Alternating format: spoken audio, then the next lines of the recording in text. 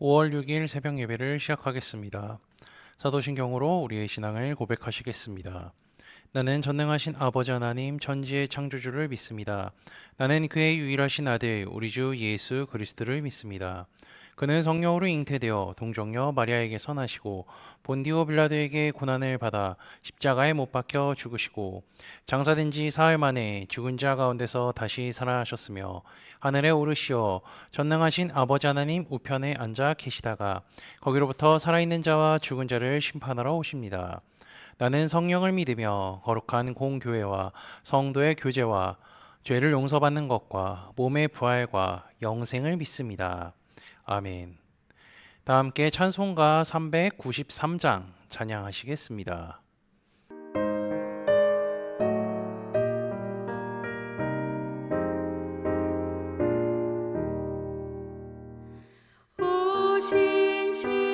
신실하신 주 내 아버지여 늘 함께 계시니 두려움 없네. 그 사랑 연찬고 날 지키시며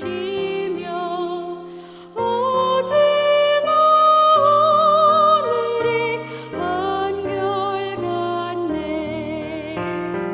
오 신실하신 주, 오 신실하신 주, 날마다 자비를 베푸시며 일용할 모든 것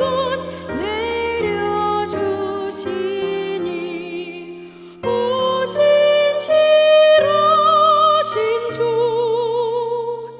나의 구주. 봄철과 또 여름 가을과 겨울 해와 달 별들도 다 주의 것 만물이 주 영광 드러내도다. 신실한 주 사랑 나타내네. 오 신실하신 주, 오 신실하신 주, 날마다 자비를 베푸시며 일용할 모든 것 내려주시니 오 신실하신 주 나의 구주. 내 죄를 사하여 안위하시고 주 친히 오셔서 인도하네.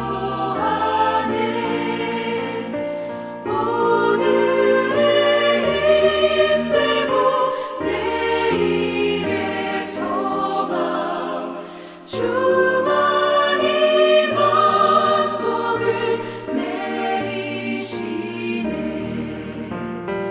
오 신실하신 주, 오 신실하신 주, 날마다 자비를 베푸시며 일용할 모든 것 내려주시니 오 신실하신 주 나의 구주. 오늘 우리 공동체 성경 읽기 본문은 룻기 3장입니다. 그중 14절에서 18절까지 읽고 말씀을 나누도록 하겠습니다.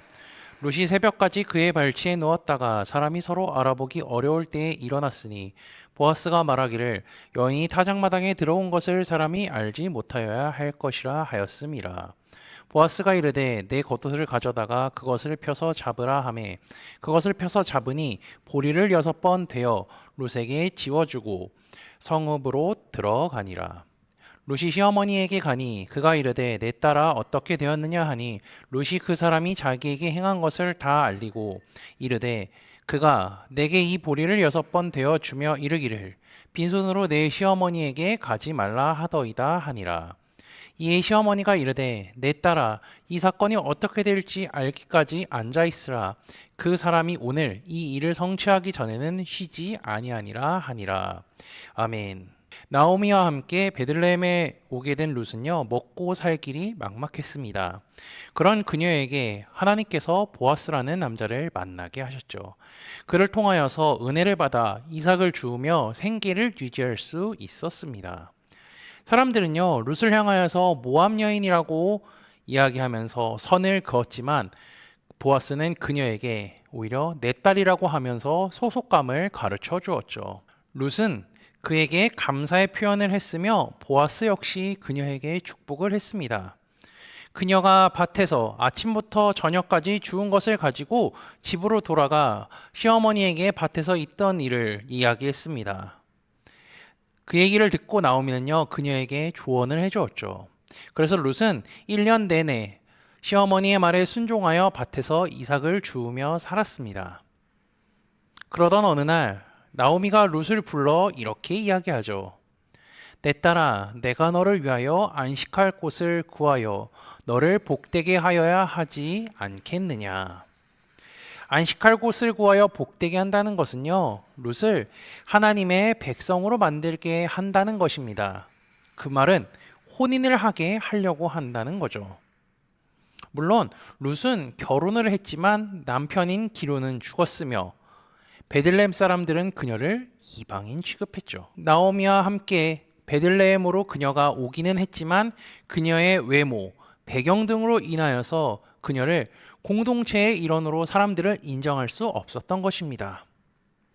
룻이 받았던 취급은요, 아마도 예수님 당시 유대인들이 사마리아 사람들에게 했던 취급과 비슷했을 것입니다. 룻이 그런 취급을 받는다는 것은요, 보아스도 알고 있었기 때문에 그녀를 지켜주고 보호해주려고 했던 것이 있었으며, 나오미는 그 해결책을 찾아주려고 했던 것입니다. 그래서 그녀는 보아스와 룻을 맺어주려고 하죠. 3장 3절을 보면 룻으로 하여금 목욕제계를 하라고 합니다. 그리고 예쁘게 준비를 하라고 하죠. 목욕을 하고 기름을 바른다는 것, 우리는요 참 쉽습니다. 왜냐하면 집에 샴푸도 있고요, 바디로션도 있고요, 또 뭐도 있죠? 로션, 그리고 각종 화장품들이 있기 때문이죠. 그리고 그것을 구하기는 매우 쉽습니다. 근데 이 당시에는요, 우선은 물을 구하는 것도 참 어렵죠. 그리고 그뿐 아니라 기름을 바른다는 것은요, 그녀들에게는 엄청난 희생이 필요하다는 것입니다. 자기들이 모아뒀던 돈을 사용해야 했기 때문이죠. 그래도 나오미는 며느리가 법적으로 유대인이 될 수 있고 동네 사람들한테 인정을 받을 수 있다면 그 정도 각오는 충분히 할 수 있었습니다. 룻이 나오미의 말대로 준비해서 타작마당에 가서 하라는 대로 다 합니다. 보아스가 먹고 마시고 난 뒤에 곡식 더미에 누워 있었죠. 룻은 가만히 서서 그의 발치에 이불을 덮고 눕습니다. 그녀의 움직이는 소리 때문에 보아스가 잠을 깨서 누구냐고 묻죠. 룻이 이렇게 말합니다. 이르되 내가 누구냐 대답하되 나는 당신의 여종 로디오니 당신의 옷자락을 펴 당신의 여종을 덮어소서 이는 당신이 기업 모를 자가 됨이니이다 하니. 그녀는 자신이 이렇게 행동한 이유에 대해서 차근차근 설명합니다. 그리고 당신이 기업 모를 자이기 때문이라고 이야기를 하죠. 여기서 기업 모를 자라는 건요, 어려움에 처한 친족을 구할 수 있는 사람을 의미합니다. 이런 건 어떨 때 사용되냐면요, 가난한 형제가 빚 때문에 종으로 팔려나게 되었을 경우 가까운 친척이 빚을 갚음으로써 그를 종의 굴레에서 해방시켜 주거나 자기 형제가 죄를 지었을 경우 그 친척은요 그 형제의 죄값을 물을 수 있었으며, 그리고 또는 형제가 자식이 없어 죽었을 경우 그 공동체의 존속을 위하여서 가까운 형제 순으로 남겨진 미망인과 동침하여 기업 이를 자를 낳게 해줘야 했죠. 룻은 마지막의 경우에 해당이 되는 것입니다. 보아스가 룻의 딱한 사정을 듣고 이렇게 이야기하죠. 그가 이르되 내 딸아 여호와께서 내게 복 주시기를 원하노라. 하나님께서 복 주시기를 원한다고 이제 보아스가 이야기하죠. 그뿐 아니라 그녀가 누릴 은혜가 크다고 말합니다. 그리고 룻이 현숙한 여인이라고 하는 사실도 강조하죠. 왜냐하면요, 룻과 보아스는 나이 차이가 많이 납니다.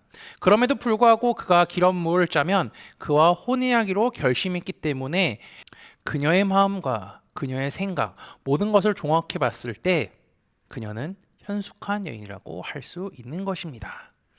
그리고는요, 룻을 위하여서 가까운 친척이 있다는 사실을 추가적으로 말해줍니다. 그리고 보아스는 이 일을 순서대로 처리한다고 말하죠. 보아스는요, 생각이 깊고 마음이 곧은 사람이기 때문에 절차대로 하려고 합니다. 일을 먼저 저지르지는 않습니다. 그가 하는 행동은요, 다 하나님의 말씀에 기초한 것이며 어느 하나도 감정에 앞서지 않죠. 그리고 일 처리하는 방식도 시원시원합니다. 그는 아침이 되자마자 그 일을 처리하겠다고 말하죠. 그리고 또 보아스의 대단한 점을 우리가 볼 수 있습니다. 14절이죠. 룻이 새벽까지 그의 벨치에 누웠다가 사람이 서로 알아보기 어려울 때에 일어났으니. 보아스가 룻과 거리를 둔 채 새벽에 먼저 일어나죠. 그 이유는 다른 사람들이 룻이 타작마당에 들어온 것을 알게 하지 않기 위함입니다. 그의 행동은요, 룻을 부정한 여인으로 만들지 않게 한다는 거죠. 만약에 다른 사람들이 룻과 보아스가 함께 있는 것을 보았다면요, 룻이 부정한 여인으로 소문날지 모르기 때문입니다. 이방 여자인데다가 부정한 여인까지 소문나면요, 베들레헴에서는 도저히 살아갈 수가 없기 때문이죠. 보아스는 이른 새벽 그녀를 깨워서 옷에 보리를 쥐어주고 집으로 돌려보냅니다. 이 일찍 돌려보내는 것뿐만이 아니라 이 보리를 쥐어주어서 이유도 만들어주죠. 그리고 나오미는요, 밤새 어떻게 됐는지 궁금해서 잠을 이루지 못했을 것입니다. 그녀가 룻에게 어떤 일이 있었는지 묻습니다. 룻은 밤새 있었던 일을 사실대로 이야기하죠. 나오미는 그녀의 이야기를 들으면서 그녀가 보아스와 결혼하기를 정말 원했을 겁니다. 그리고 그의 섬세한 마음에 다시 한번 감동했을 거죠. 룻을 빈손으로 돌려보내지 않았습니다. 명분도 만들어준 거죠. 보아스가 룻을 나쁜 여인으로 보이지 않게 하기 위한 그의 배려였죠. 그리고 이 보리는 값을 치르고 룻을 만났다는 것을 의미하기도 합니다. 모든 이야기를 들은 나오미는 보아스가 처리하겠다고 한 기업물을 자에 대한 일이 마무리될 때까지 쉬지 않겠다고 말을 합니다. 보아스는요, 이방 여인인 룻을 차별하지 않습니다. 다른 이스라엘 여자들과 동등하게 대우하죠. 그뿐 아니라 그녀의 딱한 사정을 알기 때문에 친절을 베풉니다. 그 와중에 나오미의 부탁으로 보아스와 동침하려고 한 룻에게 하나님의 법대로 진행하는 섬세함을 보여주기까지 하죠. 모압에서 베들레헴으로 이주하여 온 이방 여자에게 감정적으로 대하지 않는 그의 모습을 확인할 수가 있습니다. 보아스가 룻을 대하는 태도를 자세히 보면요, 예수님께서 우리를 대하는 태도, 하나님께서 우리를 대하는 태도와 매우 같습니다. 보아스는 아무런 조건 없이 룻에게 은혜를 베풀었죠. 하나님 역시, 예수님 역시 아무런 조건 없이 우리에게 은혜를 베풀어 주셨습니다. 그리고 보아스의 일처리를 보면 어떻게 하죠? 하나님의 말씀대로 진행합니다. 예수님도 사역을 하실 때 하나님의 말씀대로 진행한 것처럼 말이죠. 결론적이지만 보아스를 통하여서 룻이 이스라엘의 시민권을 얻었듯이 우리도 예수 그리스도를 통하여서 하나님 나라의 시민권을 소유하게 된 것이죠. 룻은 보아스를 통하여서 아무런 값도 없이 은혜를 받았습니다. 우리도 예수 그리스도를 통하여서 아무런 값도 없이 하나님의 친구, 하나님의 자녀가 되는 은혜를 받았죠. 보아스가 룻을 향하여서 했던 행동을 기억하시어 우리에게 값없이 구원을 선물로 주신 하나님의 사랑에 감사하는 하루가 되시기를 주님의 이름으로 축복합니다. 다 함께 찬송가 430장 찬양하시겠습니다.